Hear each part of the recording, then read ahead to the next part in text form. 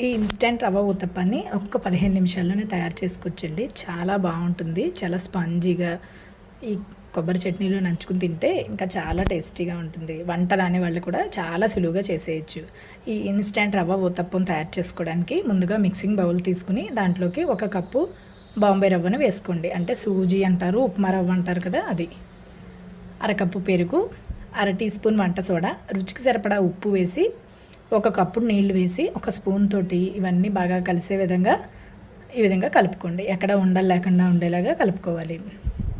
ఇలా కలిపేసిన తర్వాత మూత పెట్టేసి 15 నిమిషాలు పక్కన ఉంచండి. ఈలోగా చట్నీ తయారు చేసుకుందాం.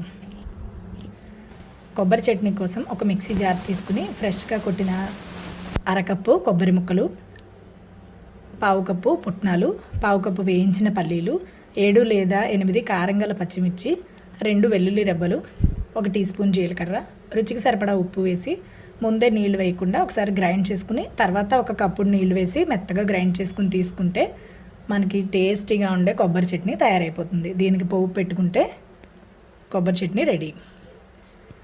పోపు పెట్టుకోవడానికి ఇలా ఒక చిన్న ప్యాన్లోని 2 టేబుల్ స్పూన్ల నూనె వేసుకుని వేడయ్యాక 1/2 టీ స్పూన్ ఆవాలు వేసి చిటపట్లాడిన తర్వాత 1 టీ స్పూన్ మినప్పప్పు, 1 ఎండుమిరపకాయ ముక్కలు చేసి వేసుకోండి.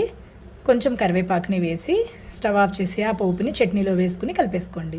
అంతే, హోటల్ స్టైల్లో ఉండే అదే టేస్ట్లో ఉండే కొబ్బరి చట్నీ రెడీ అయిపోతుంది. ఇది ఈ ఊతప్పంలోనికే కాదు, ఇడ్లీ దోశలకు కూడా చాలా బాగుంటుంది. ఈ చట్నీని పక్కన పెట్టేసుకున్నాక ఇప్పుడు ఊతప్పం మీద వేసుకోవడం కోసం సన్నగా కట్ చేసుకున్న ఉల్లిపాయ ముక్కలు, తురుముకున్న క్యారెట్, సన్నగా కట్ చేసిన కొత్తిమీర, 1 పచ్చిమిరపకాయని చిన్నగా కట్ చేసుకుని వేసుకోండి.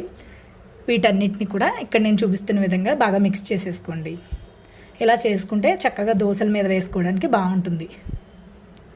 ఇలా కలుపుకున్నాక ఇప్పుడు ఊతప్పం వేసుకోవడానికి మనం ఇందాక పెరుగులో నానబెట్టిన రవ్వని ఒకసారి చూద్దాము. 15 నిమిషాల తర్వాత మూత తీసి చూడాలండి. ఇప్పుడు ఈ రవ్వని ఒక మిక్సీ జార్లోకి వేసేసి 1/2 కప్పు నీళ్లు వేసి మెత్తగా గ్రైండ్ చేసుకుని తీసుకోవాలి. నేను అదే బౌల్లోకి వేసేసుకుంటున్నానండి. ఇక్కడ కన్సిస్టెన్సీ అనేది ఇక్కడ చూపిస్తున్న విధంగా ఉండాలి. నేను చెప్పిన కొలతతో అయితే కరెక్ట్గా సరిపోతుందండి. ఇంకా మరలా నీళ్లు యాడ్ చేయాల్సిన అవసరం లేదు. ఉప్పు కూడా ముందే వేసాం కాబట్టి వేయక్కర్లేదు. ఇప్పుడు ఊతప్పం వేసుకోవడానికి స్టవ్ మీద ప్యాన్ పెట్టుకుని బాగా వేడెక్కాక మీడియం ఫ్లేమ్లో పెట్టుకుని కొద్దిగా ఆయిల్ అప్లై చేసి ప్యాన్కి ఇక్కడ చూపిస్తున్న విధంగా గరిటెతోటి పిండిని ఈ విధంగా వేసేసుకోవాలి. మనం దోశ వేసినట్టు నెరపకూడదండి.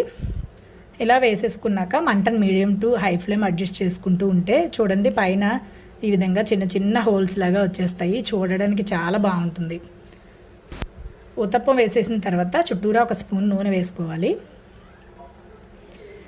ఈ విధంగా పైన తెల్లగా ఉన్న పిండి అంతా కూడా ఇలా ట్రాన్స్పరెంట్గా చక్కగా ఉడుకుతూ కనిపిస్తుంది.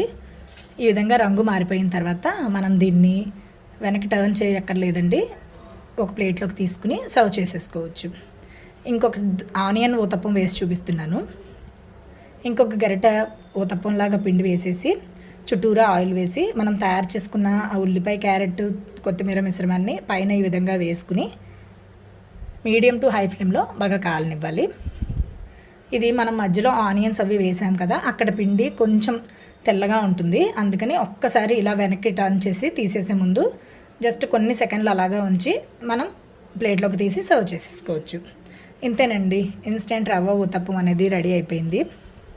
చాలా సాఫ్ట్గా ఉంటాయండి, చాలా బాగుంటాయి. దీనికి మీరు ఆయిల్ మీకు ఇష్టమైతే వేసి కాల్చుకోవచ్చు, లేదంటే ఆయిల్ వేయకపోయినా కూడా ఈ ఊతప్పం చాలా బాగా వచ్చేస్తుంది.